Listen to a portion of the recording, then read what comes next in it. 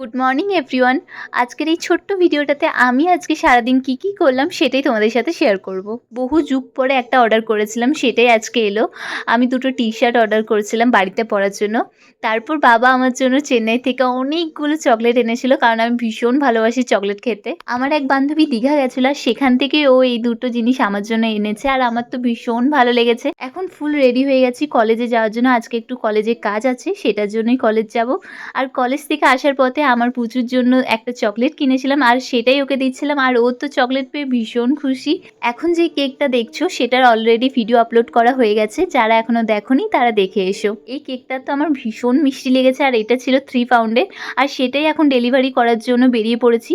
আর এটা আমাদের ডেলিভারি করতে হতো সিটি সেন্টারে। আমরা দুর্গাপুরের অনেক জায়গায় হোম ডেলিভারি করে থাকি, তো তোমরা যারা কেক নেবে ভাবছো অবশ্যই আমাদের কন্ট্যাক্ট নাম্বারে যোগাযোগ করো। আজকে দিনটা তো এইভাবেই কাটালাম, আর এই ছোট্ট ভিডিওটা এখানেই শেষ করছি।